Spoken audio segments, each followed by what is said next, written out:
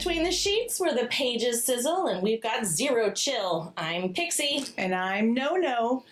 And we're your smutty cheerleaders diving into the dark romance that's basically a felony. Bully romance that makes us question our life choices, reverse harems that sound like a scheduling nightmare, and we're cackling through it all. Get loud, get rowdy, and let's burn this place down! Sounds pretty similar to like what we'll probably be talking about today. Shocker. So before we dive in, though, a quick reminder, this show is for entertainment purposes only and is intended for audiences 8 and older. If you missed the trigger warning that was posted before this episode, you can find a full list of content warnings on our website. Now, if you're not quite ready to handle the heat between the sheets of our book combos, of course, or you're under 18, this is your cue to hit pause and come back when you're all grown up. Mm-hmm. All right. If you're still here, that means you've got the age, the attitude, and the right amount of spice. So welcome to the show. Yay! My friend. Yes, we are going to dive right in. Okay. Did you know? Probably not. This is the usual. The every episode. Mm-hmm. Did you know? Tijan is the best-selling author behind the Fallen Crest High series. Originally self-published the first book in that series, called Fallen Crest High, on Wattpad before it exploded in popularity and found its way into the hands and hearts of dark romance readers everywhere. Yeah. Crazy. Wattpad. W-A-T-T-P-A-D. It's a platform where a lot of authors will just post books and their chapters and stuff, and it's free, and you can go in and read and all. It's really cool. Interesting. Yeah, it's really cool. So this series follows the intense drama-filled lives of Sam, Samantha, Mason, Logan, as they navigate high school chaos, toxic love, and family secrets, right? Okay. Our favorite. Yes. Okay, but here's the kicker. Tijan never planned for Fallen Crest High to become a full-blown series. I don't know how. I know, right? Because there's like 7, 8 books. There's a lot. And then gazillion spinoffs. 10,000 books in the series, right? It's reader obsession with hot mess that is Mason Cade, and the raw emotion of the story pushed her to keep going. And now the series spans over 7 books with spin-offs and crossovers galore. Mm-hmm. Talk about fan-fueled phenomenon. Mm-hmm. So this was only her second book ever published, too. Yeah. She had back in 2012 is when this book was released. Really? Yes. Her first book was Davy Harwood of the Davy Harwood series back in 2011. So I think it was like several months before. Okay. When Davy Harwood, the first in that series, came out, and then she released Fallen Crest on Wattpad, and with no intention, obviously, of it becoming the explosive thing that it clearly became, because she has a following for that. Just 13 years later, so in 2012, like, we're still getting books from this series. Like, she's starting down a whole new the spin direction. Pumping out. I mean, because it's Fallen Crest High, so high school, and then we followed them through into their college career, into their adult lives, and the chaos ensued through all levels of this. And I'm realizing, after reading this thing about her and releasing it on Wattpad and stuff, that I have been on the ground floor of several authors' breakout books. Okay. Yeah, I was like, wow, look at me go. Yeah. I'm like, get it, girl. I'm like such a true fan for some of these people. Like, so Tijan, because I read Davy Harwood, which was amazing. If you have not had a chance to read that, I recommend it. It's paranormal. So good. It's not excessively long like these other ones. I think it's only a trilogy. then of course we had Fallen Crest High, but then there was Sam Mariano's Untouchable that we talked about that came out in 2018.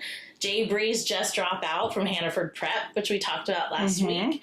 That came out in 2019. Megan Brandy, which we'll end up talking about her books coming up in the future. Yeah, her first book was Fumbled Hearts 2017. Yeah, and then I was looking at Bella Andre. She was another one. I think she's from the Bay Area even, and her first books, I was right on the ground floor. I had even conversed with her way back before, I even met you. Before you even we worked together. I was reading her stuff. Okay. And was actually emailing with her. Really? Yeah, communicating with her because I was just like, oh my God. And she was contemporary romance, so you can see where I actually was not always dark and evil. I mean, I know. Although her books were a little on the jacked up side, a little on the bully side, but that I was like, yeah, I really because you still need a little bit of that. Yeah, I did. I really got off on that, but whatever. Anyway, let's talk about Fallen Crest High. Okay. That is where we're going to. We're going to dive into that mess today. I love it. Yes, and there's so much we can talk about that today. So it's toxic, twisted, and totally addictive. Breaking down Fallen Crest. Beautiful chaos. That is what we're going to call that today. Beautiful chaos. Beautiful chaos. Beautiful chaos. Because she's another one of my authors, I think, that I would stalk. Yeah, you got me turned on to her pretty quickly. I did. You just like Jay Bree, I'd probably hump her leg if I ran into her. And it kind of surprises me because she's on the lighter side of the dark side. She is, but she has such an amazing talent for her character development and her storyline. I'm never bored with her books. No. Not that, just like any author, there's probably always going to be at least a book out there they've written that you're like, not my fave. Which she does have a book out there that I'm like, not my fave, and I couldn't get through with it. But the rest of them, like every time she releases a book, I will buy it sight unseen. Like, pre-order, sure, done. Like, no problem. Always. Yeah. Same with like the Jay Bree stuff and, even Megan Brandy. Like, there's some of these authors that I will just, no problem, I'm all over it. But yeah, I think she just has a really good talent for her writing. She does. I would agree. I think a beautiful writer. Because honestly, like at our age, to read stuff to go back to high school and for me to keep me interested in that, because I'm like, high school. Right. And like, it has to be good. Yeah, and I think the reason is because they don't behave as high schoolers. No. By any stretch of the imagination. No. I mean, these kids are breaking laws and like it's pretty off the hook. And with this particular series though, we have the adults involved. Like there is a whole nother level of chaos happening with the adults in their lives. Like there's just layer upon layer upon layer of crazy going on with every single person. It's like a spider web of crazy with these people, and start right out the gate with her mother, Annalise. Like that woman is in a whole nother playing field of her own. And Wicked, like she's almost like a Wicked Witch Disney character even. Yes. Like it's just awful. Yes. Like giving the poison apple to your kid type thing. Like she's bad. She's bad. And the fact that she later on redeems herself, I still don't love. Absolutely. We'll get into because she was so bad. Yes, like, absolutely. Like oh my God.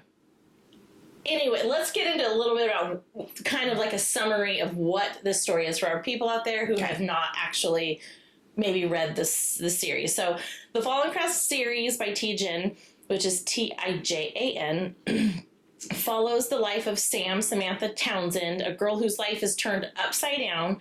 And cut me off anytime that you feel like I'm missing something important. It's turned upside down after her nightmare of a mother divorces her quote-unquote father. We're going to use that term lightly. And marries a man with significant wealth and power.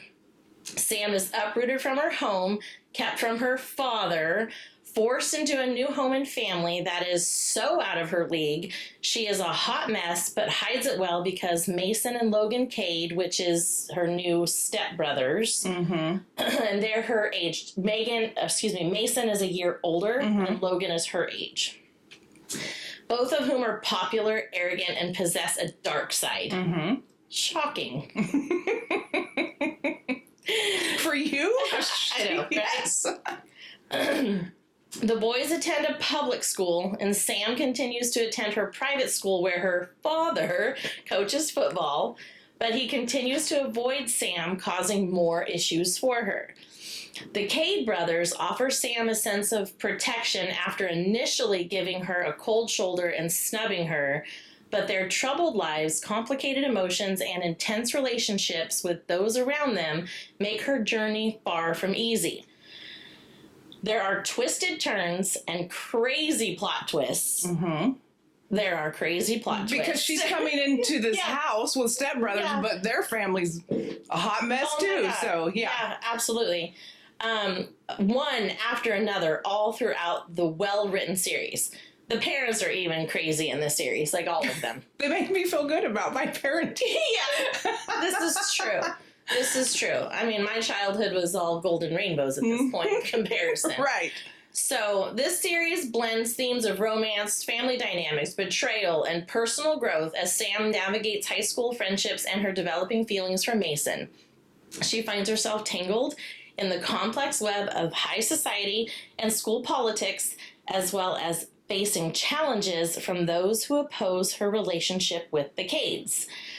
Over the course of the series, the characters evolve, confronting their pasts, secrets, and their relationships with one another in a gripping emotional roller coaster that explores loyalty, trust, and what it means to truly belong. Now that virtually all the Fallen Crest books are out, the order of the books would be read as Mason, Fallen Crest High, Fallen Crest Family, Fallen Crest Public, Fallen Fourth Down, Fallen Crest University, Logan Cade, Fallen Crest Home, Fallen Crest Forever, Cade, A Cade Christmas, and Fallen Crest Camp Out. That's 12. And 12, now that's not even the spin-offs. Yeah, and now because this feels like a soap opera. Did you ever watch soap operas where like 1 minute, this couple has this kid and they're a baby, and then 3 months later they're freaking 17, and you're like, what just happened? That now we're getting into their kids. So Sam and Mason's kids. Yes. Like this is never going to end. Yeah, that's what these like Cade Christmas and stuff. All of those involve their adult lives and what's going on, and it was to me, it kind of reminded me, I was thinking about this earlier today, of like a 4th of July Skyworks show. Everyone's just chilling on their blankets and people watching, right? And watching the little family fight over there, maybe having a little spat with your kids here and there. And then the lights start happening, right? And if you've all seen Skyworks shows, even if you go to that horrible place, Disneyland, and you see that nightmare happening. She did not just say that. Well, sorry, Disney, you're not going to be sponsoring us, but like, you can still give me tickets, I'll go. I can't. It's too many people. It is just chaos. It's another chaos place. I can't do it. I don't do people. So, and then you have the Skyworks start, right? And you got here, and then there's pauses, right? And this is how the storyline goes, right? So you've got chaos, right? And then it stops, and then more, and then it stops. And then when you get to like the end or something, the big climax is when it all goes off. That's how I like envision most stories happening. This one never does that, because there is no like ending climax where everything just explodes at the end, because there's always just explosions and then mellow, explosions and then mellow. It's like literally, that's why they said roller coaster, because that's what it is. That's how I envisioned it. But where other stories, if you read them, there's like all these little explosion stuff, and then all of a sudden at the end of the book, there's all these big climaxes, explosions, and then it's over. Not Tijan. True. Very true. None of her books, I don't feel, ever just has these explosions and then they end. Because even if she has like a big grand ending, her epilogue slowly mellows you down into a calming, I feel better about what I just read, like whatever. But yeah, it's insane. So Annalise, her mother, thank God that is not my mother. No. Because without her, this story would never have taken place, though. I have to say that without her, she got the whole thing rolling. Well, yeah, she's definitely a main character. Clearly, she's an alcoholic galore, and was having an affair with this rich man. I think she was working for him, right? Mm-hmm. She was working for him. And what's their father's name? Mr. Cade. Is it James? James Cade, yes. I'm like, oh my God, it's a normal name. What is it? James Cade. So she's working for him, and apparently, obviously sleeping with the dude, and they kept it under the radar because she's clearly married, and then decides literally out of the blue to leave her husband, and Sam has no idea what's happening. She just comes home one day and she's like, pack your shit, we're moving. And Sam's like, what the fuck just happened? But she's used to this kind of crazy ass behavior. Right. So when she tries to talk to her dad, he's just like, just do what your mother says. Just do what your mother says. Because apparently as you get further into the story, there's secrets about that come out, and threats were given to her father, preventing him from having contact. And he was trying, through legal ways to, keep her. But Sam's already 17 years old, So, exactly. I mean, it's what more can you do? You're right. So she packs up her shit, and anyway, her first encounter with them in the first book, she's with her two besties from her private school, and they're at a gas station, and the Cades roll up in their Escalades, because that's like the big thing. Yes. It's always the Escalades. Always Escalades. They're always in their Escalades. And they roll up. Was there a fight or something happening? It was something was going down where she had to make a decision kind of to warn them. And that's how she got on their radar, because she did. Yeah, and she was just standing there, but they knew who she was. But she didn't. Yeah. She doesn't know who they are. Well, I think she knew of them, yes, but not exactly what they looked like, and could connect a name to a face or whatever. But she was just like, "Oh, you're like those dudes, right?" And like, damn, he's fucking hot. Like that's what she immediately thought of Mason, because he was driving his Escalade. I think Logan was probably pulled up in his, and probably Nate Monson was with them. And probably whoever else in their horde of people that would follow him, because everyone in the world wants to be friends with the Cades. And that's the thing with the Cades, where they're so tight-knit and they trust no one, but they manipulate and use everyone around them as a pawn. Yep. But they're very selective. Yes. Yeah. And I love that. Yeah. Them very much. So yeah, so anyway, so they see her at the gas station, and her friends are like, let's go, and blah, blah, blah. And she's just like, yeah, I'm going to drop your ass off at home. Because her one friend, I think, was wasted. Yeah. So she ends up, like, leaving. Anyway, the next day or 2 days later, a week later, whatever it is, she ends up moving into the house, and that's when they kind of just see her in the entryway, and they just kind of do that whole glaring, like, sizing her up kind of thing. And so she's just very cold and detached. Very detached. And that's a good word. Yeah, and I'm not sure how I feel about that. I think it was obviously a protective measure for herself, I think. I don't know, how do you feel about her and how she handled the whole moving in the first days? Because her mom was just it dives right into the whole high society, like, give me big hats and fancy clothes, right? Let's go to the country club. And Sam is like, she's a runner, she's literally like track runner, and she just wants to live the simple life. But she's a runner because that's her escape. Yeah, it's like how she gets rid of the endorphins. Like, that's her cure for her anxiety.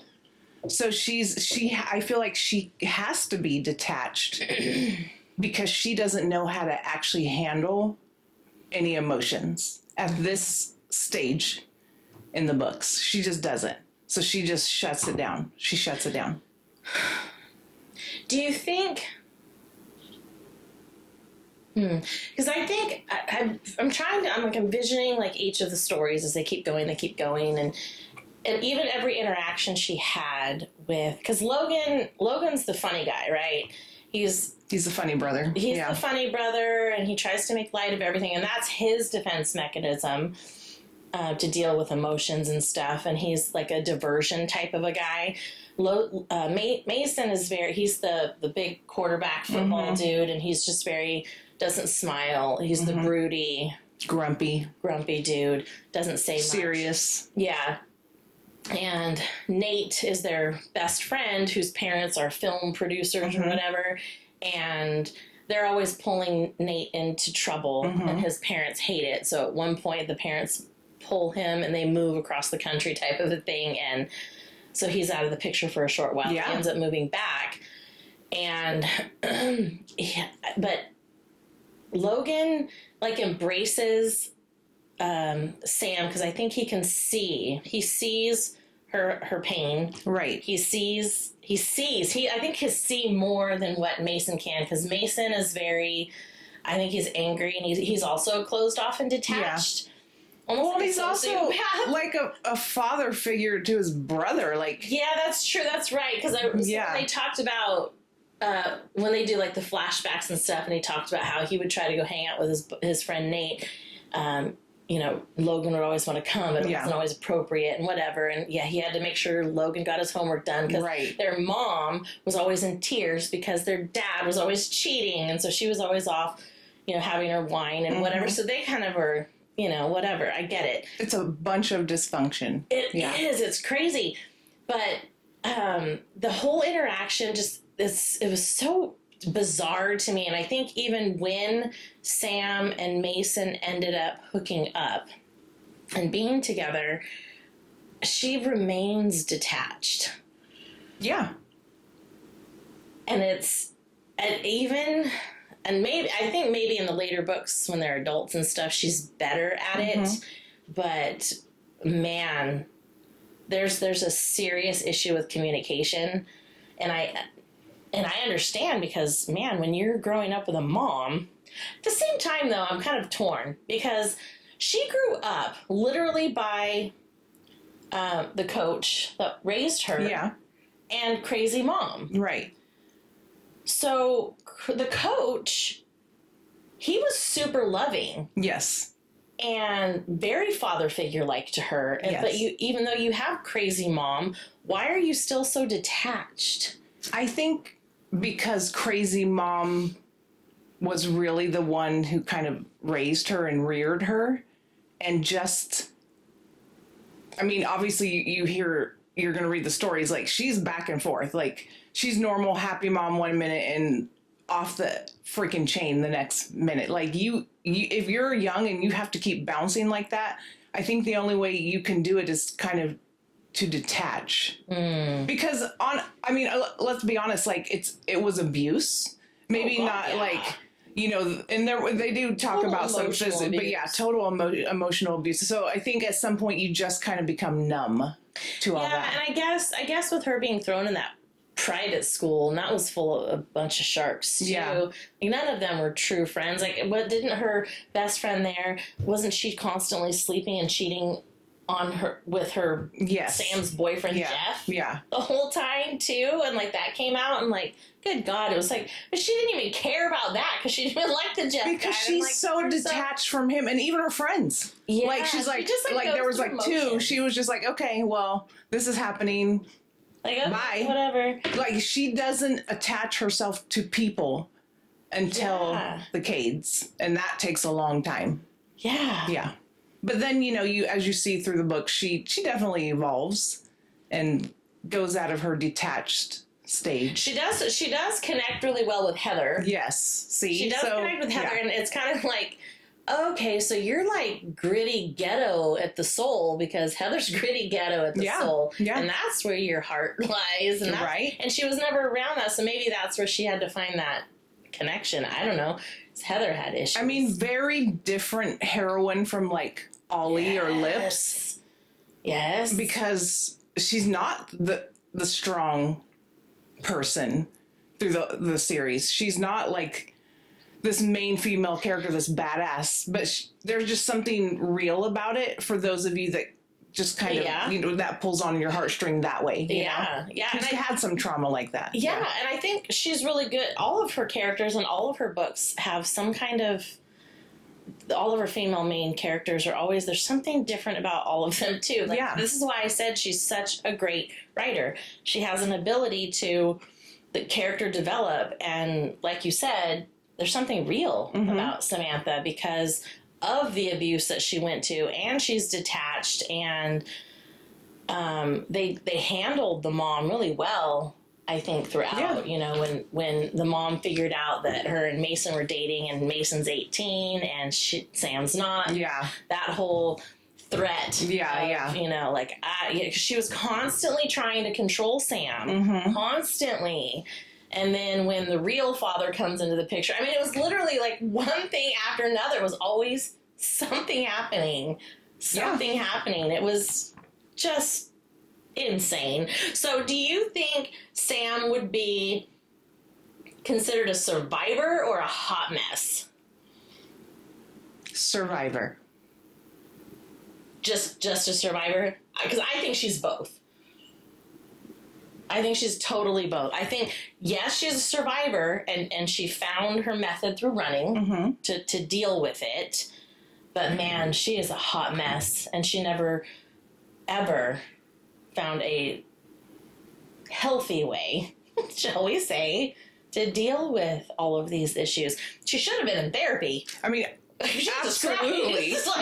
Absolutely. But I not one of these fucking people ever said, I think we should put you in therapy. Right? Like, well, because then they would have to admit that something's wrong, and no. But no. Because Mason is so controlling that he would never admit that. He should have just said, Sam, you're going to therapy. I'm taking you now. And that should have just been the end of it. Well, no, he said, I'm taking you now. Yeah. But it's just not to therapy. I'm just taking you now. This is true. This is 100% true. Because that's just how he is. And he would have never, owned that he has issues because, well, that's just not how he is. There's a whole... He owned how many times that there's something wrong with her. But no one ever... I don't see a hot mess. Just because... I think it's an internal hot mess. I appreciate that she could detach and become numb to this situation until she could deal with it. Like, sometimes don't get me wrong, I absolutely appreciate that. Like, sometimes that's what you have to do with it. And she was never wanting to be in the spotlight. She wasn't trying to win favors with them like everyone else was. She's just like, she's giving them the bird. Suck your dick behind doors, but I ain't gonna do it in public. Yeah, she just didn't want any of that. She just wanted to do whatever it was she was supposed to do and figure out her life, but...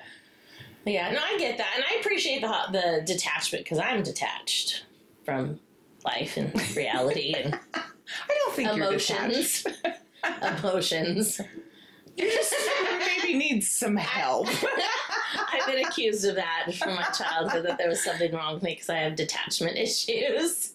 Do you have detachment or attachment? Detachment. Ooh, we could do like therapy sessions during this. Might not be a bad idea. Maybe we. I don't know if I could handle. Maybe we can get a therapist on the show. What you would say on the couch. I might be like, God help us. Oh my God! So who's the better book boyfriend, Mason or Logan, and why?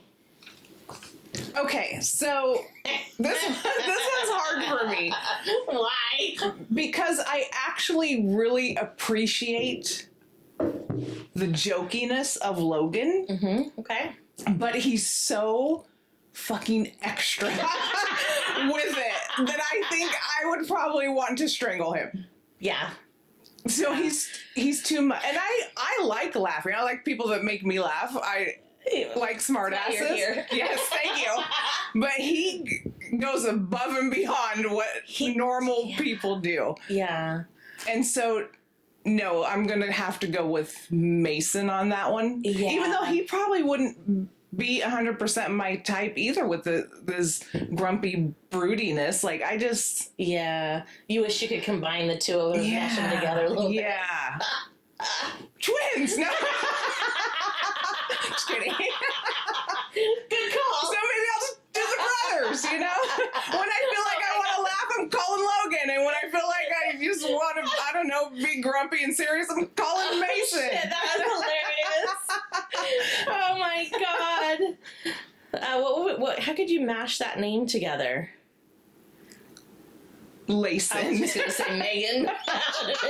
Layson. There you go. That's way better. Phew. Thank God we have you for that, because I would not be okay calling that dude Megan. Oh my God. I would have to do, I mean, like you, I appreciate the humor all the way, but you know me, Mason is psychotic and controlling and calculating and... But there's so much more to him than that. He is. Because he's protective, yes. And it's all about family for him and making sure his people are good and he's safe and like, God, he's loyal. Yeah. And that's all me, baby. But he's a little too serious at all times. That's probably, why I think I would need a little combo there. Yeah. Yeah. Yeah. I'm with you. He is a little on the too serious side. Mm-hmm. But he's probably fucking hot. Yeah. So I'll take some grumpy broodiness in bed. Like, let's be honest. Yeah, this is true. Okay, so high school drama on steroids. Is this a guilty pleasure or dark romance gold? No, this is a guilty pleasure. It's just not dark enough. Well, I'm looking at you when I say that because you go way dark. I don't necessarily go. I've done some of your dark, but like you bathe in the darkness. I do. I do like the light sometimes. Halo. I don't think this is either. I don't think this is a guilty pleasure book or dark romance gold. Because like you said, it's absolutely not dark enough. It's not. It's got all the aspects of like the bullying and the chaos and stuff. It's fun to read, but I don't know if I can categorize this as a guilty. I mean, I reread this series many times. Mm-hmm. I own it. Love it. Yeah, I do too. And I don't know if I can categorize it as a guilty pleasure because... It's really kind of I wonder what she would. We'll have to look what she would categorize the series. I should have looked up what this is classified as. Because like genre. Bully romance, if you actually type in bully romance, you're going to get Untouchable on there. Like so. Oh, God, yeah, it's dark romance and bully romance. So that one, but I wonder what she would this categorize. Yeah, we should look that one up. That's interesting because it's kind of its own thing, but it's. Yeah. So good. Yeah, it really is. It's really well written. So the dynamic of loyalty, violence, and blurred morality. Are we rooting for the bad guys? Who's the bad guys? That's my question. I'm like, this question sucks because who are the bad guys? Mm-hmm. I mean, because you could look at it as the Brados from the other side of the tracks, but really only half of them were bad. Because I think Brett redeemed himself from the spinoff. Yeah. Well, he redeemed himself in the books. When he saved Sam from being raped. Yeah. So great. No. Not on this show. So, but in my world, I'm always rooting for the bad guy. But who's the bad? I don't know. Even Mason and Logan do some bad shit. And if you want to talk about bad guys in the show, I would say it's Annalise. Mm-hmm. It's James Cade. Like, those are the bad guys in the show, in this book to me. But they redeem at the end, too. I don't even think James does. I don't. You're a piece of shit parent. And even all the way to the end, you're still using your kids to some degree. Yeah, they definitely shouldn't have children. Yeah, you may not have been using them to the same degree and blackmailing them and threatening them and but you're still using them a little bit and calling on them for help and stuff. Like, fuck you, dude. You're out. Just like, fuck you, AI. Like, no, fuck you, James Cage. Fuck you, AI! Yeah, like, you done, dude. Like, no. You and Annalise can go suck it. I mean, I never loved her. Yeah. I guess I just was very indifferent with, I didn't want her to redeem herself because I just, no. I'm with you. I was hoping she would die repeatedly in every book. And she didn't. She's like a cockroach. For real. It is awful. Good on her. Tijan. I mean, you really know how to string that one along. All right, so here's some talk on character and relationship deep dives. Ooh, deep dives. Deep dives. Okay. Samantha's character arc. Is she emotionally strong or just emotionally numb? Numb. I'm with you 100% Numb. on that. She is not strong emotionally. No, at she's all. not like a strong female main character. Because she's so detached, this is what makes her numb. Mm-hmm. Even when her and Mason have their issues, and isn't there a point when like Mason like leaves her to protect her or whatever? She leaves him. She does? She leaves, it was like a whole fake thing. Yeah, it was a fake. But then remember, she ends up leaving him after, like, she's like, there's just too much. There's always going to be violence, and there's a shooting. There's a gun incident. Remember? And she's like, I got to walk away for a bit. And deuces. Yeah. And it's not because she's emotionally strong. It's just, that's almost weak. Like, I'd be like, fuck yeah, bring it. What gun? I'll bring some. No? Is that the wrong answer? Yeah. That's your answer, though. Okay. I would expect nothing less. Oh. But I'm with you. She is definitely emotionally numb. Numb. Okay, so Mason and Sam's relationship, soulmates or trauma bonded? And where do we draw the line? Do you think they're soulmates or trauma bonded? Soulmates. Yeah. Yeah. Yeah, for sure. For sure. Do you think there's a line between the two? And how fine is that line? I mean, they definitely go through some crap, and some crap brings them together, but yeah. No. See, because I think even though he knew who she was at the gas station, right out the gate, and you could tell he was attracted to her, like, he was checking her out, like, sizing her up, right? And when she saw him, the same thing. Like, you could tell there was that instant connection. And that was before, like, either one of them knew any of the histories. Or he probably had an inkling of something because they already knew that her mom was having an affair because that's what his dad does. So, yeah, I'm with you on the soulmates. Soulmates. All right. The Cade brothers bond. Why do readers swoon over this protective brotherhood dynamic? Probably because half of us came from fucked up families, too. And, like, that's just what we want. I'm not saying me. Love you, brother and sister. I'm just saying, like, there's just something about family and loyalty that just pulls at your heartstrings. Like, it really just makes you feel wholesome for a minute. Yeah. I think it's the overtop protectiveness that I think is missing from modern day society and men. And I think because that's so, I think... And family. I think it's naturally ingrained in women to need that because that's from, like, caveman days, you know? And that's just a part of our genetic makeup to need that. And it is just straight up missing from modern day men in society and families as a whole because we're so wrapped up in everything else. So when we're reading about it, we're just drawn to that. That's my take on why I think we're so drawn to this. Well, and these two will go to every extreme to make sure they do. Well put. To make sure that the other one's okay. Like, correct. I mean, they burn down buildings, car bombs, and like you just don't find people willing to actually die for each other, and they would do it in a heartbeat. Yes. Yeah. Yes, for literally like 3 people. Yes, but that's okay. And that's it. Yeah. And the rest of them, they might maybe like pay someone to like get someone thrown in jail for a few days. Yes. To die for and kill for and risk careers and life and prison time and everything else. Yeah, they're a solid unit for that. For sure. Do you have like a favorite line from the book?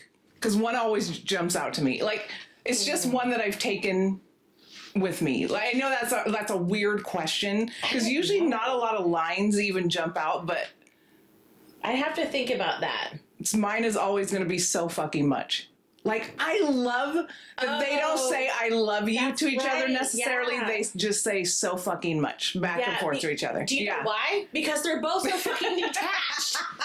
I just love it though. I love it. It is cute. Yeah. It's cute. It's original. It's creative. It's a nice way to say I love you without actually having to own the words I love you. But they do say that, Eventually. but it's just always so fucking much. So another funny thing about that whole thing, this is how she's so emotionally detached from life and love and everything else. When he wants to propose to her, Freaks the freak out. right? Yeah. He has to like make it a whole, like basically they have to like tackle her ass down. You know, he has this whole adorable thing on her running path set up to propose to her, and she like loses her shit, even though they've been in love for God knows how many years. Fucking much. Yeah, so fucking much for so many years, and she still loses her shit. Like, you were gonna end up with the fucker anyway. Just deal with it, man. Let the man have his minute. But that's just she was stupid. so browbeaten on how she's worthless that she just has nothing in Just let herself. the man have his minute, you know? Like, so much. so fucking much. God. Just be numb. Just be your numb self and let him do his business. Right. Okay? Oh my God. Yeah. It's always some kind of dramatic through, you know, with one of them for some reason. I mean, they can't even go to like a pizza place without something happening. Yeah. Whether some hooker shows up saying, "Hey, baby," like, while Sam's sitting right there going, "What the hell is this?" Right? And he's just like, "It's okay, baby. She sucked my dick 2 years ago. It's no big deal." Like, whatever. And she's like, "Fuck this," and like, you know, whatever. That's not really a scene. No, and that was terrible. Please don't ever write that in a book. Totally OTP right there. But, you know what I mean? It's always some kind of stupid dramatics because all the sluts in the school, they were just, it was the worst. It was exhausting. The drama was exhausting. Just don't get me wrong. I kept reading it. Yeah. I loved every minute of it. Absolutely. And I hope they do more. I hope they keep going with the new generation. Yeah. You would. Okay, here's some hot takes and listener debate starters. Is Mason a top-tier book boyfriend or emotionally manipulative as fuck? Why? Yeah, girl. I mean, he's kind of a little bit of both. I would say more book boyfriend, but he definitely is manipulative. Like, ugh. So he's a combo for you. He's a combo. More book boyfriend, top tier book boyfriend. Okay. I think he's definitely emotionally manipulative as fuck. Really? Yes. Yes. Yeah. He keeps secrets for her own good. Okay. Or he lies to her to protect her. Can she actually handle this shit with her numb self? Like, yeah, she's numb. She's fine. No. She's fine. She's got no, she'll probably, what she'll do, she'll take off running and not come back for 500 miles. She comes back, though. It's fine. Dying. It's fine. She's fine. It's fine. So even, because he keeps these secrets and he lies to her to protect her, and that may come off as romantic, but I think it's like gaslighting. I mean, would I want it or in a real life boyfriend? Maybe not. Yeah, don't get me wrong. Like, unless he's stalking me as well. This is true with a mask. Then I'm okay with it. With a mask? Yes. You gotta have an awesome mask. Yes. It's gotta be hot. Yeah.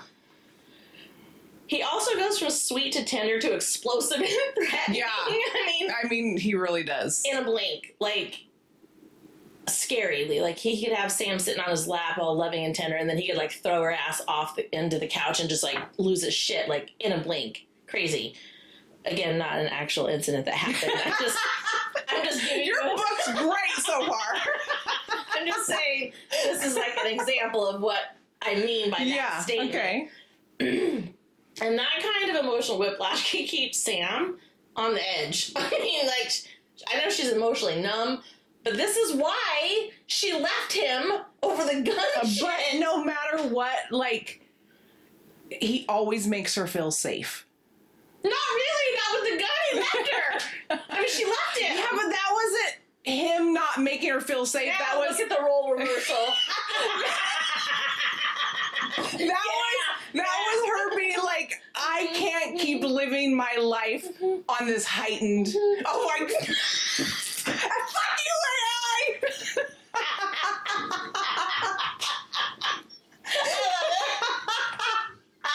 I'm gonna need therapy after this episode. You're stressing me out. I fucking love it. You know, I don't ever have this opposite thought process. Right. It's fucking great. Keep going. Let's hear this bullshit coming out your mouth. Oh. We listen and we don't judge. Oh, I'll listen and judge you. Oh, Not y'all, but this I'm one. totally judging, but whatever. Oh my fucking god. Oh my god, you are so funny. I love it. Okay, was Sam's emotional detachment realistic or frustrating? Oh, so fucking frustrating. Oh, thank you for saying that. I thought it was both, but definitely frustrating. Yeah. It was realistic, like we talked about earlier, because obviously based on her history of abuse and the types of abuse she dealt with in this book, in this series, and the abuse only, and it didn't stop when she was 17 and moved into the Cade house. The mother continued to abuse. Like, it just didn't stop until she turned 18, really, and then the mother continued to try to abuse. Right. But because she's an adult, there's not much you can do. But, so it's understandable, that numbness, the detachment, the running, you know, the self, at least she wasn't doing drugs and drinking and fighting and all that stuff, so I give her that. But it was frustrating. Oh, sometimes I would be like, your thought process makes zero sense. Yeah, 100%. Yeah. 100%. It's kind of like, can you just grasp reality here for a minute and maybe function a little bit better today? Because I'm pretty sure it's book 3. The whole book just irritated her. She irritated the shit out of me. Yeah, I think. Because someone said something to her and put a thought in her mind. And she fixated. She fixated and questioned everything. And instead of going and researching it and finding the true answer about it, she literally just fixated in it, and then it blossomed and grew until it caused more drama. And I was like, you just made this into a whole thing that was so stupid. Yeah. Yeah. Totally agreed. So I think I already know your answer to this. Should Fallen Crest have ended earlier, or do we live for extra drama? Oh no, we live for the drama. And see, and I wanted it to end earlier. God bless you, Tijan, and I love the series, but I really think it just kept going and going and going. And quite honestly, I don't give a fuck what these people are doing in their adult lives. The spinoffs are good. Don't get me wrong. I love the spinoffs. I have no words for you. I know. I just think it's too much. So it just went on too long. Now that they're starting again with their kids, are you? I'm not really. I mean, I'm going to read them because I love Tijan. Don't listen to her. No, I am. No, she wrong. It's so good. It is good, and the writing is good, and because I'm already invested and I've read all of these others, I'm not going to stop. But it should have ended earlier. Oh no, it never ended, Tijan. Never. I personally think it should have ended at university. I can't wait to read, Fallen Crest nursing home. Oh my god! Holy shit! I'm on the Tijan Facebook page. Okay. I'm going to submit that to her. Shit. That No-No on Heat Between the Sheets would like you to continue with the Fallen Crest series all the way to the nursing home days and great-grandchildren. Yep. Do it. Oh my god, she's going to be on her fucking deathbed going, good god. Holy shit. No, I'm like, nah, this should have ended earlier. No. Disagree. The only good thing I can say about the fact this series has continued to go, it's not like so many other book series that as they continue to go, the storyline gets ridiculous and stupid. Yeah, it does not. This one does not. I give it that. I just think because I have developed into a whole nother mental world in my reading, like I need really dark, and this isn't.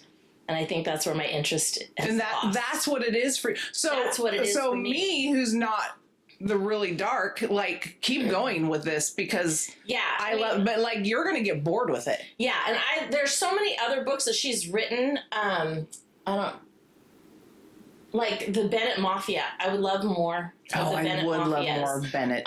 She wrote another series. Do I have it over here? Because here's Fallen Crest High. Mm-hmm. Here's our Fallen. You can hold that. Okay. There's our Fallen Crest High. I mean, you can write more Carter Reed if you want to. Oh my God, yes. Mm-hmm. Oh, maybe I thought I did have. Maybe I don't.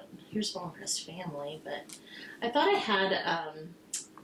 Oh, maybe I don't. Here's this. I think book 2 or 3.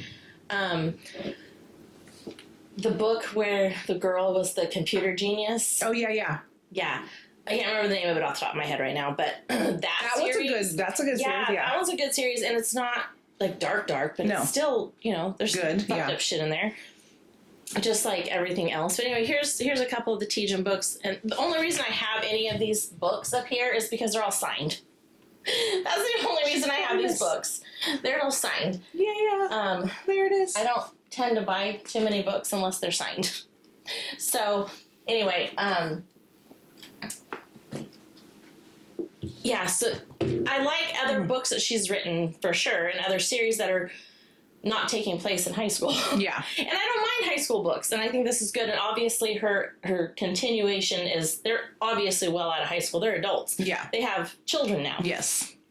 So and grown children. And so now we're seeing the next generations. I mean, Mason, he was a NFL star, and he's retired. Yeah. And Sam was an Olympian track runner, and she's retired. Right. I mean, that's right. And Logan became an attorney. Yes. And, he's still doing that business. But, they grew up to be really intelligent, smart, fun, successful individuals all on their own.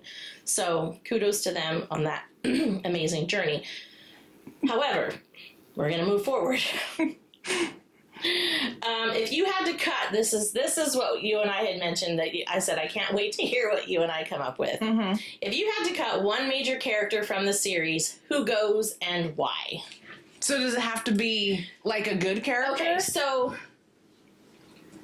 let's go 2 ways. Okay. Let's pick one from the main groups, and then maybe a secondary character. Okay. The main group, when I say main group, we're talking Mason, Logan, Nate, Sam. That's really the main group. I know. So if it's got to be that, then it's got to be Nate. Sorry, Nate. Yeah, that's kind of what I went with too. He's shifty. Yeah. He's shifty. Yeah. He cares too much about his parents and rules and what others think, and his loyalty to the Cades is there, but it's not nearly as strong as as the Cades are to each other.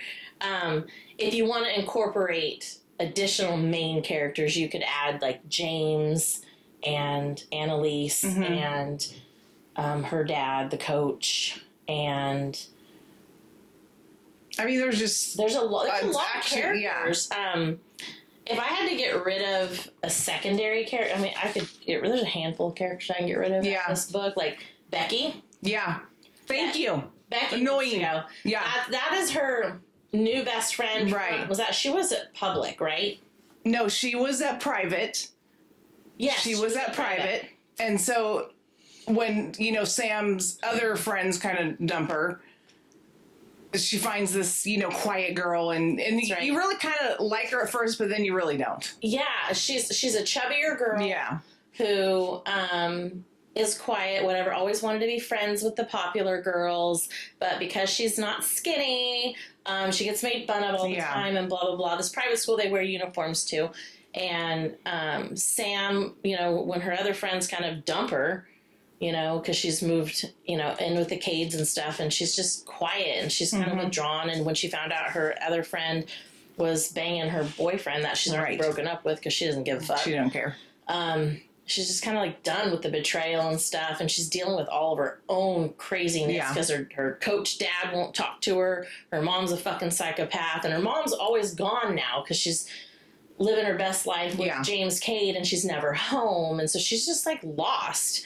And the Logan and Mason at this point, you know, they're there, but they're not, you know, so she's like just lost. So she befriends Becky, but Becky is so weak. Yeah, she's weak, and she's not a fan. And she's not loyal. Yeah, because she's really only interested in being popular. Yeah, well, and then she's interested in, and she's not loyal. The guy that ends up being interested in Sam. Adam. Yeah. So like, ugh. Yeah, and it's stupid high school shit. Yeah, I guess typical high school shit, but whatever. I think the one who I would dump is Tate. Even though you really kind of want to dump her because she's a bad, you know, she's Logan's ex and brings the drama, but she's the one that, you know, whispers something in Sam's ear that sends her off in a fucking spiral that was just so stupid. I have her on here too, because she's ultimately forgettable. Yeah. She really is. I mean, she has just a brief fling with Logan and stirs some light drama. Yeah. But she's ultimately a forgettable character, and doesn't evolve as a character. And what about the Cade's mom? Like, they had a little storyline with her, too, that just wasn't really necessary. Yeah, exactly. I can't remember her name. Yeah, she's not even that. I mean, because she ends up having a fling with Sam's real dad. Yeah, like it's a whole... Yeah. Nobody cares. They never evolve. Yeah. They're just thrown in as almost like fillers. Yeah. Jeff, the Sam's ex, like, he's also he could go. He could totally go. He's useless. But Adam too, then. Yeah, Adam, like I have him on here too. Yeah. Like Adam, he's a decent guy, and he plays a more notable role in later books, like the university and the crossovers and stuff. But same with Jeff and Adam, Tate, the Parkers, and all those extras. Mm-hmm. All of them can be merged with anyone. They can be replaced with random throwaways. Like, they're null and void real characters. So they could all go. I mean, if I could get rid of Annalise, I would, but unfortunately... kind of need her. She's the one that got the ball rolling. Important to the story. And she does. She's a main antagonist in this story. Without her, a lot of the drama wouldn't ensue throughout each. And when I say, like, she redeems herself in the end, not to me. No, she redeems herself to Sam. Because she does get clean. And figures her shit out, but like... That's it. That's all she does. She gets clean, so she stops manipulating Sam. But at that point, it's over. Yeah, it's done. You Sam's traumatized all grown her. up. Yeah. You done fucked up, and I'm done with you. Yeah. Like, I don't really forgive and forget too busy anymore in my life. Shocker. I know. Okay, so that's my list. Do you have any others that you'd be like, get rid of? No. I mean, no. There's just a lot of those like high school extras and stuff. Like Kate is a necessity. She was the main, in my opinion, she was the main high school protagonist at Public. Yeah. Who stirred a lot of shit. And Sam needed that protagonist in the high school on the female side because she had to have the bully there because the guys weren't going to mess with the girl shit. Girls deal with girls. Well, even I'll give you a good guy that just never really did it for me, and I didn't understand why Mateo. Oh, yeah, from university. Yeah. So, like... And then you'll see him in some of the other series. Yeah, Adam, he kind of develops more in the crossovers. Yeah, and I was just never with like, he's mentioned even in Enemies. Yeah, he's mentioned in Enemies by Tijan. Yeah, so like... It's a football book, so... I mean, so she does bring over characters from, you know... It's quite interesting, yeah. She's very organized with her characters. I give her that. She's amazing.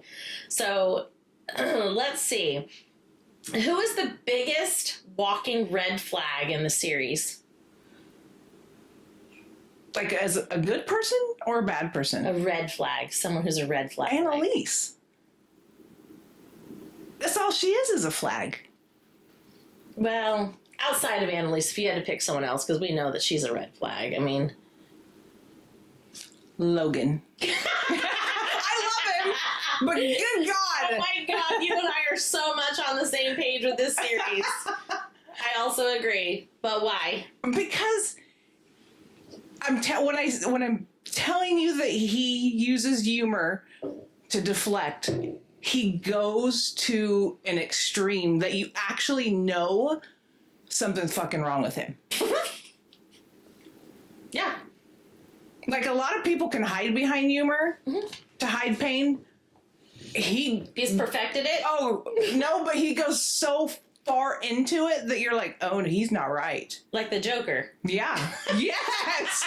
Great example. Thank you. You're welcome.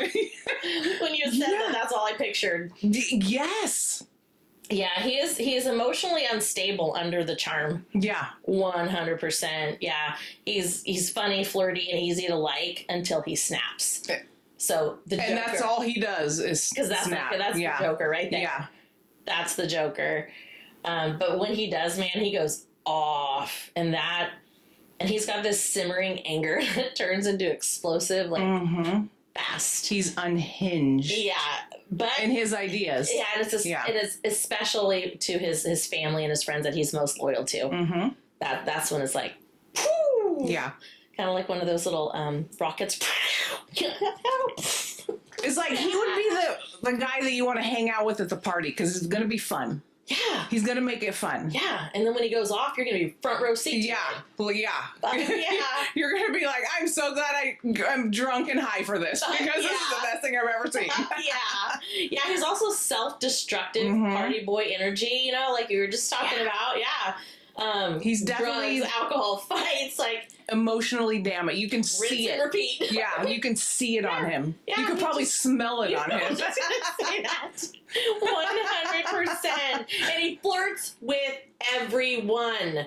Man, woman, it don't matter. Yeah, and commits to no one. Yeah. Until he finds his woman. But yeah. By then he's in college. Like way late, yeah. Way into college. And he is loyal to a fault even when it's toxic. Yeah. Like, I mean, obviously Mason is toxic. And you are loyal as fuck to that dude. So, yeah. I don't think Mason's that toxic. Oh, he is. But I love him. I love him.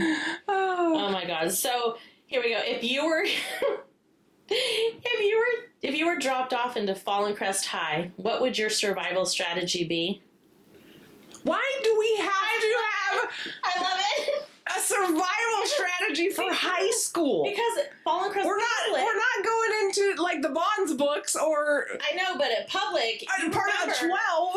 You remember in Fallen Crest Public, she had to develop in skills because she went from her private school where everyone was just all fake and happy into where people were fucking shanking each other. Yeah, but what was her skill? She didn't have none. She was a part of the Cade crew. So she didn't have to have any. She didn't really, but we aren't yet. So we gotta get part of the Cade crew? Apparently. In high school. Yes, because you're just being dropped there. Yeah. I just see like a claw. Yeah. There you go. So what would your survival strategy be? And don't tell me that you're going to be a chameleon and take secrets like last time. Like, literally, that's kind of what I was thinking. Like, not be seen, but... You're going to hide in the dark corners. Kind of. Slip into your classrooms. And that's how you're going to survive at public? No, I think I'm going to be a hacker. Okay, computer hacker. Yeah. Okay, that's a good one. Yeah. All right, I'm going to become the ghost in the machine. Fucking of course you are. What does that mean? I'm not trying to be front and center. I'm going to be the shadow behind the throne. I'm going to befriend the Cade brothers strategically, but not cling to them. I'm going to let others wonder how I have their attention without even trying. Mystery is power. Yeah. And I'm going to hack into your shit and destroy it. But we have to be friends. Okay. So I quietly plant seeds of doubt. You know, me and my fucking psychological warfare shit. In rival cliques. Make others paranoid without lifting a finger. Oh, I could help you with this. See? Exactly. Yeah. We'd probably be a team. Yeah. A look, a whisper, don't worry about it. Walk away. Yeah. And then a weaponized reputation. So I wouldn't start fights, but people would hear about the time I allegedly made someone cry in the bathroom without raising my voice. Whether it's true or not, doesn't matter. And then I would let my legend grow. Yeah. While staying squeaky clean on paper. That's where you come in. Oh, yeah. I'm going to wipe your record clean. That's right. You're welcome. Yeah, so I'm going to let others be loud. I'm going to be surgical. I'll use my sarcasm. That's weird. It's not sarcastic at all. You're sarcastic? And stone cold stares like a scalpel. That's your scalpel look? Maybe. Do it again. We'll work on it. I can't now. I gotta work on it. No, do it again. Okay, and then we gotta play the adults. Teachers, admins, even the parents. I'd be on their good side, okay. Maybe even their favorite, and they'd never suspect I'm orchestrating social takedowns. I'd be on the honor roll. Oh, yeah, because I would give you your grades. Yeah, exactly. Yeah. So I'm not that smart. Mason would be the one throwing punches, and I'd get people disqualified, grounded, or expelled, and no one could prove a thing. And I would make sure that nothing's recording. So exactly. There's no Wipe out evidence. Cameras. Yeah. Absolutely. Wipe out the phones. Fucking A. Yeah. This is teamwork right now. Yeah, we got this. And then I would have to use my emotional intel like a blade. I'd clock everyone's weak spots within a week of my arrival. That mean girl, Kate, daddy issues. Daddy. Tate, insecurity masked as confidence. I know just when to hit and how to make it look like an accident. A well-timed secret accidentally dropped can start wars you never have to participate in. Do you notice how I just said, I'm going to be a hacker, and you have a fucking 3-paragraph description of what you're going to do? Obviously befriend Heather, because I got to protect Sam, but I don't need to get close. You go ahead, and I'll do Channy. And here's the best one. Final boss energy. Yeah. If someone tries to mess with me directly, I go full cold-blooded. No yelling, no scenes, just their life falls apart piece by piece, and no one knows why. The true art of warfare, revenge with deniability. Yeah, girl, that's my strategy. It's a good one. It's well thought out. This is what I do with my day off. Dear God. Yeah. All right, you ready to play a game? Oh, God. Yes. Which Fallen Crest characters would thrive in a reality show? Well, not Sam. She would be crying in a corner. If we had Love Island. Okay, let me think about Love Island. Okay. A female and a male. Who would survive? Logan. Because he would probably sleep with all of them. Correct. Logan, obviously. Yeah. What female? Probably Kate. I think Tate. Tate probably too. Mm-hmm. They're both kind of whores. Yeah. But I think Tate because she costs the group money by day 2. Kate's just a whore. Okay. Have you heard of the show The Circle? Yes. Okay. So that's the social media strategy game where players catfish, manipulate, and charm from behind the screen. Mm-hmm. What female and male characters would survive on that show? Behind the scene? Or just any character. Okay. Have you ever watched The Circle? I haven't. It's pretty great, actually. I had to look it up and research that one. So, and I'm terrible with Sounds great. Names. Sam's new stepbrother. Wasn't that Adam? No. The new stepbrother. So, remember that her coach dad ends up marrying Belinda, who has a son? That's Adam. It's not Adam. Yes, it is. No, totally not Adam. Yes, it Adam's is. Adam the Quinn is her No. That's Melinda. What's his name? Mark? I think it's Mark. Oh. Yeah. So we're going to put him in that one. Okay. Yeah. I forgot about Mark. Yeah. And then for She's another throwaway. You're right. For a female, we're going to put Becky. But let me tell you why. Because you've never watched The Circle. So as a circle, you can go in as a catfish. She's going to go in as a catfish because she's not confident enough to go in as herself. She's going to go in as a catfish. Oh. Yeah. Okay, well, that would make sense. Yeah. Because Mark would make sense. I Yeah. can see that one. But then I would have said Sam because she could play herself, seem innocent, and still win. No, Becky's going in as a catfish. Okay. She's going to go in as the skinny girl she wants to be. Okay. Yeah. All right.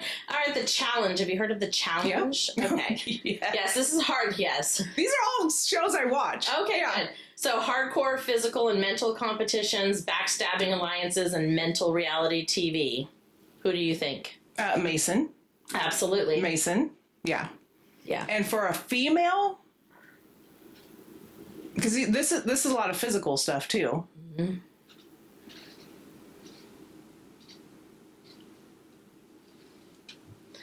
That's a toss-up. Yeah. It's a toss-up. Like, Sam could do it for the physical For the aspect. physical, but she's not going to like And then you have Tate. Tate could the probably... political one. The Tate political could- part of it, yeah. Tate could probably handle the political. Yeah. Yeah, Tate would probably be a better choice. Yeah. You know what? Put Heather in there. Oh, Heather! Put Heather in there. Heather would kick ass at the challenge. Yeah, Heather. Yeah. 100% Heather on the challenge. All right, the traitors. You know this one? Yeah, you watch that one too. Murder mystery Yep. strategy game. Yep. Faithful versus traitors. It's all lies, alliances, and sabotage. Who do you think? James. Have you watched The Traitors? Yes, Okay. I've seen it. James. Okay. Yeah, James. I'm with you. And female. Let's put Annalise in there with him. I think I would win. But would you be a traitor?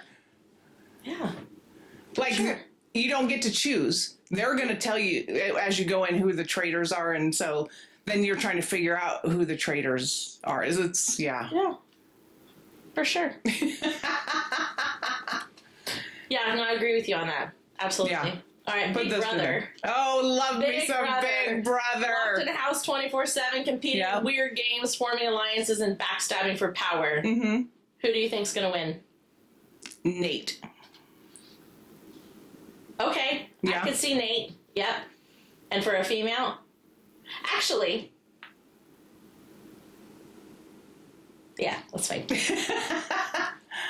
I'm going to go with Nate just because, have you ever watched Big Brother? Yep. Okay, so, like, he's got the physical part down, Yes. but then he's you know, kind of got the social part. He's definitely, of the group, probably a little more socially sound. Okay. Yeah. So I think Agreed. he'd be able to do it. Agreed. What about a female? Female. It's like we're running out of freaking females You can in this repeat. thing. Rinse and repeat.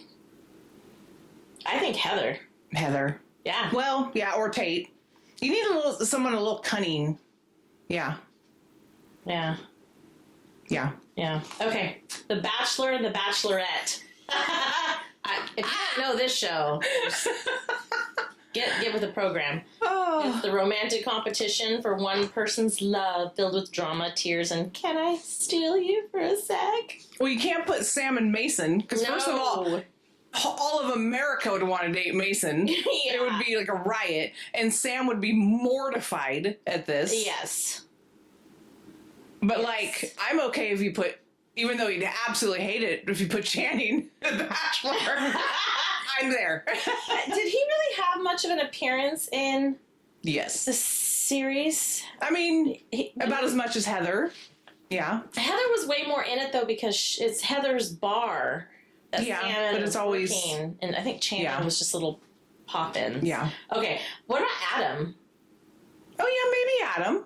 Maybe Adam. He's such a I think like a lovesick puppy type. Yeah. Like that's what I envisioned for that Yeah. dude. So I think Adam. I think Adam. I mean, Channing would absolutely hate it, but I would just want to watch him growl at people. Yeah. Yeah, Adam would be a good choice because you kind of need, I think Adam and Kate. or even Or one Parker. of Sam's two friends in the beginning. Yeah, I don't remember their names. I don't remember their names, But they would probably be, Yeah. because we're talking about this is the private school and they're kind of uppity, that's true. beezies. Yeah. So All right, what about RuPaul's Drag Race? I just watched that last night. Yeah, girl. So talent, personality, and pageantry, serving looks, shade, and vulnerability. Okay, listen. You got to put Logan on RuPaul's Drag Race because he would eat that shit up. He would, and I could see him. He would be because he's pretty. fabulous. He's pretty. Yeah. He's lean with his muscles. Mm-hmm. I think he's like a running back or something. I don't know what is that what he is? I can't remember. He's not. He's not a quarterback. He's not a quarterback. He's not a bulky. No, position he's a lean. He's a lean one. Lean person. I know they keep saying that he's lean, but he's muscular. Yeah. So I could see him in some like he would be dress, fabulous. And he would fucking like ham that shit to death. Yeah, I don't even think we need a chick on that. We'll just leave it at well, no, because you're not supposed to have a chick on that one. Unless you made her a dude. All right. Have you heard of Selling Sunset or the Real Housewives franchise? It's the Housewives. Okay. I've never watched any. I haven't either, Selling Sunset. But I know it's part of the Real Housewives franchise. So it's glamorous rich people with too much time and way too much drama. James and Annalise. Oh my god. Or Kate. Yeah. Awful. Yeah. Oh my god. Who's your ultimate Fallen Crest ride or die? And who's getting ghosted after one date? I get to date? I get to date them? And then you're gonna ghost them. Well, Logan's gonna get ghosted after one date. And I hate to say that, Logan, because I love you, but you're gonna annoy the shit out of me. Oh my I'm just saying. Poor Logan. But he's great. I know. But he's too much. He's too much. He would drive you batshit. He really would. He'd probably take you on the craziest date ever. Yeah. Okay, so you would ghost Logan. Ghost Logan. So who is going to be your ride or die? Heather. Okay. Yeah. Okay. You ready for mine? Yeah. Logan's going to be my ride or die.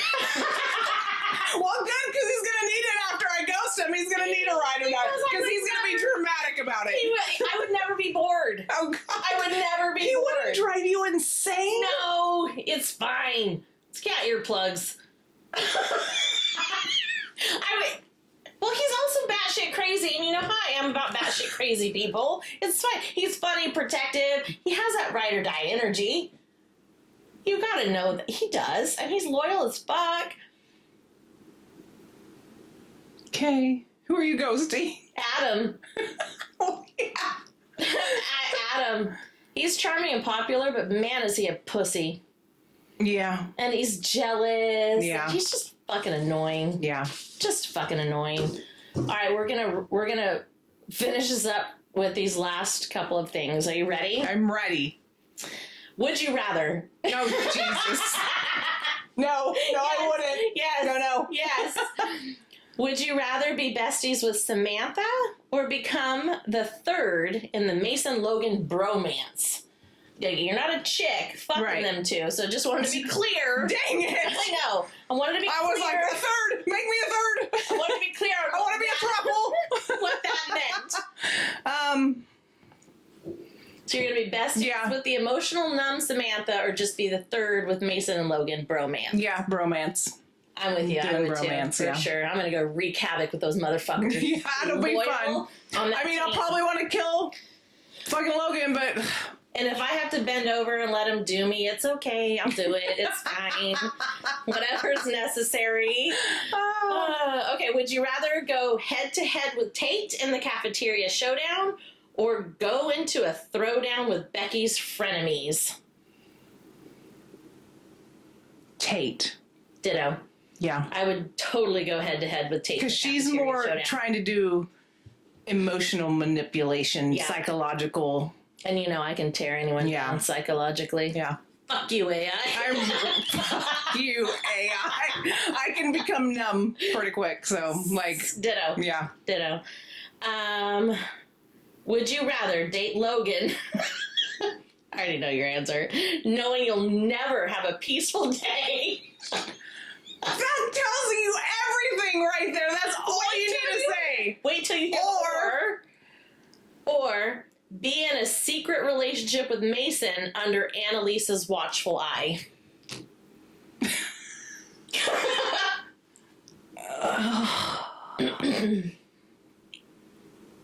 These are all scenarios from the book, too. I get... That's a hard one. Annalise is fucking crazy. I'm going with secret relationship. I can't with Logan. God, you and I are fine. You're not doing with your ride or die? No, not on that one. Yeah, because he's going to drive you... It's fucking Mason. He's going to drive you batshit crazy. No, because I told you I would fuck Mason all the time. He's psychotic. We can do it in secret. Absolutely we can. It's totally fine. Would you rather relive Sam's high school drama for a year or spend a week at Fallen Crest Public with no allies? Oh, God. I know, that's painful. I would actually rather relive her drama for a year because she was so fucking stupid through some of it that some of it wouldn't even faze me. Yeah. Oh, yeah. See, I would rather spend a week at Fallen Crest with no allies. I'll take a beating every day than relive that fucking shit for a year. Nope, not doing it. Would you rather have your secrets exposed by Kate and her crew or be caught making out with your stepbrother in front of the entire school? Is my stepbrother Mason Cade? Well, duh. Yes. Yes. 100%. I would just rather do that. Yeah, I don't. Than anything. We don't even have to be stepbrothers. We can just be. Give me something good, and I'd still rather do that. Would you rather be stuck at one of the Cade's parties where the cops are guaranteed to show up, or be grounded by your psychotic parent for a month? Party. Absolutely. Yeah, let's party. Would you rather be part of the Fallen Crest elite with all the danger, or live a quiet, drama-free life in a different town but never meet Mason? Oh. That's just mean. Because I like drama-free and quiet. I know, that was a hard one for me too. But never meeting Mason? Yeah, I hate drama, but...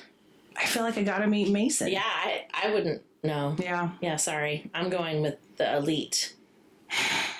That one hurts my heart, though. Yeah. It's not gonna be drama-free and quiet. Nope. Yep. All right, we're gonna play Smash or Pass. Okay. Fallen Crest Edition. Here are the rules. Okay. For each name, say smash if you're attracted to the person or character or think they're dateable. Say pass if you're not interested or wouldn't pursue them. Okay.